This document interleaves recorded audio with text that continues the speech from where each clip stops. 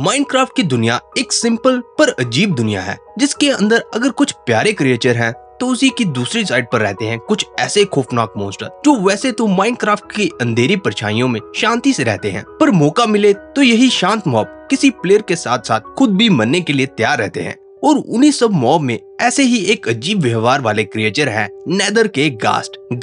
जो देखने में हवा में उड़ते प्यारे से सफेद बादल जैसे क्रिएचर लग सकते हैं, पर अपनी जानलेवा फायरबॉल फेंकने की एबिलिटी के कारण ये पूरी माइनक्राफ्ट में क्रीपर के बाद दूसरे सबसे बदनाम मॉब है। पर एक बदनाम मॉब होने पर भी घास्ट में कुछ ऐसा है जो इनके ओरिजिन की मिस्ट्री को और भी मिस्टीरियस बनाता है, क्योंकि भले ही ये अपने मुंह से किसी को भी जला देने वाली फायरबॉल उगल रहे होते हैं, पर माइनक्राफ्ट के बाकी इविल मॉब से अलग घास्ट इकलौता ऐसा मॉब है जो अटैक करने पर रोता है, और उनके उस मासूम चेहरे से निकलते आंसू किसी को भी सोचने पे मजबूर कर सकता है कि क्या घास्ट सच में एक इविल मॉन्स्टर है या फिर उनके अटैक करने के पीछे कुछ और मिस्ट्री है। एक मिस्ट्री जो कनेक्टेड हो सकती है माइनक्राफ्ट की लोर से, पर उस मिस्ट्री तक पहुंचने के लिए हमें माइनक्राफ्ट के इस सबसे कम समझे गए मॉब को पहले थोड़ा गहराई से समझना होगा, क्योंकि इनके गिराए आंसू में ही इनके असली ओरिजिन की मिस्ट्री छिपी है। पर इससे पहले मैं आपको एक्सप्लेन करूं कि कैसे घास्ट के टीयर्स उसकी स्टोरी समझने में मदद करेंगे, मैं पहले आपका ध्यान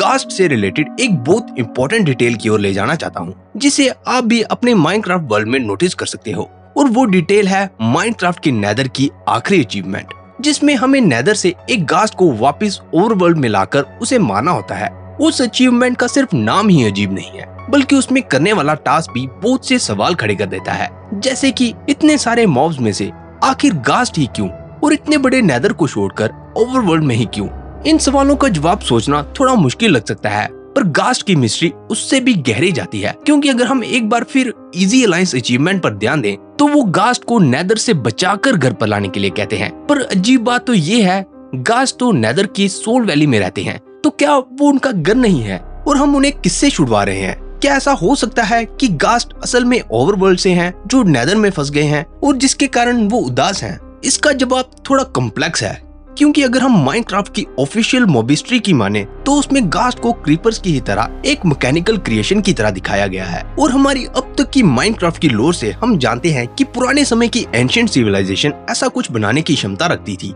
और जिस तरह हम रूइंड नेदर पोर्टल की चेस्ट में घास्ट की ही फायरबॉल की तरह दिखने वाले फायर चार्ज देखते हैं, वो इस चीज को और भी कंफर्म करता है। पर एक चीज जो इस पूरी पिक्चर में फिट नहीं बैठती वो है अद्भुत हीलिंग एबिलिटी से भरे घास्ट टीयर्स। और ये सब जानकर आपके मन में भी सवाल आ रहा होगा कि योसी अगर घास्ट क्रीपर की तरह आर्टिफिशियल क्रिएशन है तो वो रो कैसे सकते हैं। इससे पहले मैं आपको बताऊं घास्ट की स्टोरी जो इस सब चीज को एक्सप्लेन करती है। क्यों ना पहले आप सभी जो पहली बार एम्पायरो क्लैश पर आए हो, अगर आपको ये वीडियो पसंद आ रही है तो जरूर से चैनल को सब्सक्राइब और नोटिफिकेशन बेल को ऑन कर देना। आपका इतना सा सपोर्ट मेरे लिए एक बहुत बड़ी बात होगी। तो वापिस आते हैं घास्ट की स्टोरी पर। तो घास्ट की स्टोरी शुरू होती है आज से कई साल पहले, जब माइनक्राफ्ट की दुनिया में चीजें नॉर्मल होती थी और उसमें रहने वाले विलेजर्स सिर्फ नॉर्मल काम ही करते थे। पर उनकी उस सिंपल दुनिया में भी चीजें कुछ ही देर के लिए ऐसे रहने वाली थी, क्योंकि जल्द ही उनमें से एक विलेजर को कुछ ऐसा मिलने वाला था जिसकी जानकारी उनके लिए सब कुछ बदलने वाली थी। उन्हें ये उस समय तो पता नहीं था, पर उन्होंने गलती से सोल एनर्जी को मैजिक की फॉर्म में इस्तेमाल करना सीख लिया था,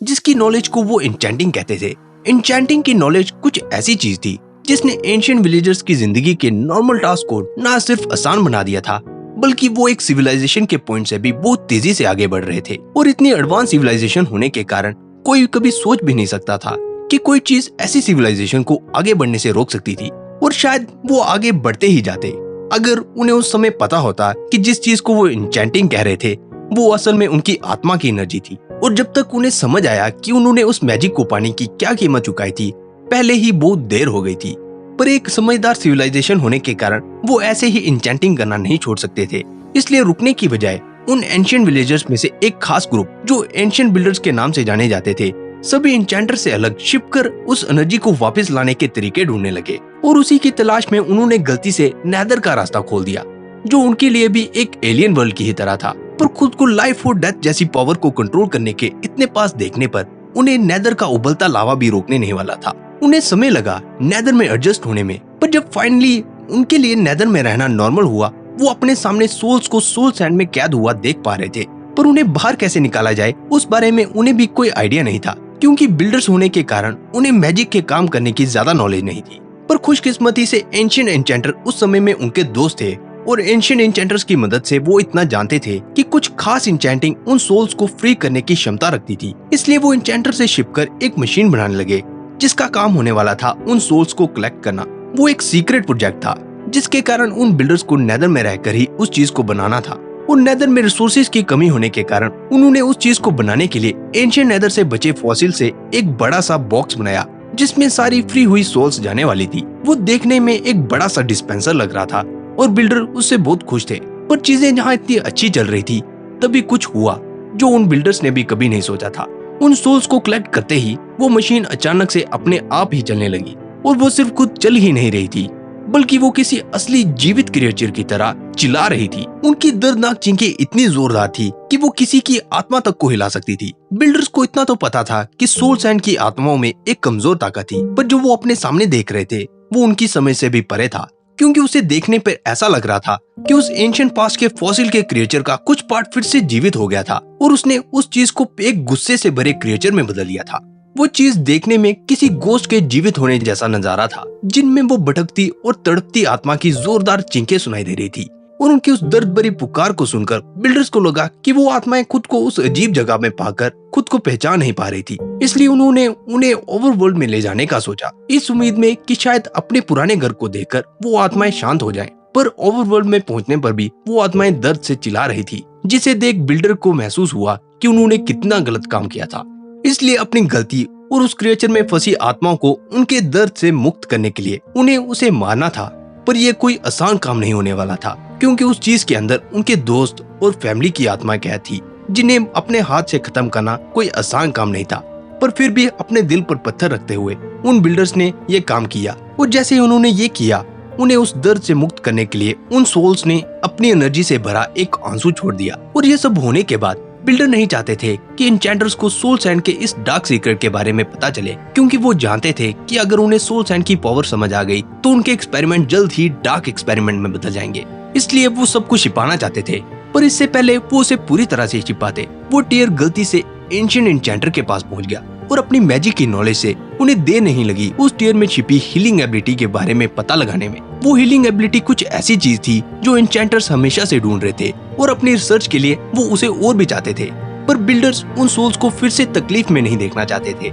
जिसके कारण एंशिएंट सिविलाइजेशन में एक दरार सी आ गई। पर एन्चेंटर्स को उस हीलिंग पावर के बारे में और जानना ही था और इसलिए जब बिल्डर्स ने उस चीज को फिर से बनाने से मना किया तो एन्चेंटर्स ने गुस्से में अपने मैजिक से बिल्डर्स को फिर से उस चीज को बनाने के लिए मजबूर किया। बिल्डर्स जो एन्चेंटर्स की मैजिक के आगे भले ही बेबस थे, पर फिर भी उन्होंने अपनी चालाकी से दूसरी बार उसे बनाते समय उसमें फायर चार्ज और गन पाउडर छिपा दिया, क्योंकि अपनी पिछली मुलाकात से वो जानते थे कि आखिर वो सोल्स कितनी दर्द में थी और उन्हें यकीन था कि उस दर्द को खत्म करने के लिए जीवित होने पर वो चीज अपने अंदर की फायरबॉल उन एन्चेंटर्स में फेंक देगी। पर शायद उन बिल्डर्स को भी नहीं पता था कि उन एन्चेंटर्स में भी एक ताकतवर एन्चेंटर उस मॉन्स्टर को मल्टीप्लाई करने जैसी एबिलिटी रखता था और इस तरह जन्म हुआ नेदर में उदास घास्ट का। और लेजेंड्स का कहना है कि ये किसी को नहीं पता कि एंशिएंट एन्चेंटर्स ने अपनी उस नॉलेज को कंप्लीट किया था या नहीं, पर इतना सभी जानते हैं कि ये वापस जीवित किए गए गोस्ट जो घास्ट के नाम से जाने जाते हैं आज भी नेदर में अपने अंदर दर्द लिए नेदर में भटक रहे हैं और अब सिर्फ आप ही हो जो उन्हें उनके उस दर्द से मुक्त कर सकते हो। तो ये थी स्टोरी घास्ट की। उम्मीद है आपको ये कहानी पसंद आई होगी दोस्तों। अगर आपको ये कहानी पसंद आई है तो इस वीडियो पर लाइक छोड़ना मत भूलिएगा और साथ में जाने से पहले कमेंट्स में मुझे जरूर बताइएगा कि इस थ्योरी और स्टोरी में आपका फेवरेट पार्ट क्या था और साथ में आप अगली वीडियो किस टॉपिक पर देखना चाहते हो। माइनक्राफ्ट की एंड पोएम का असली मतलब, माइनक्राफ्ट से विच की स्टोरी, या फिर क्लैश ऑफ क्लैंस से जंगल हीरोज की स्टोरी, या ब्रॉल स्टार से स्पाइक की थ्योरी। तो आज की वीडियो में बस इतना ही दोस्तों। फिर मिलते हैं एक और मजेदार वीडियो के साथ। देखने के लिए शुक्रिया। फिर मिलते हैं।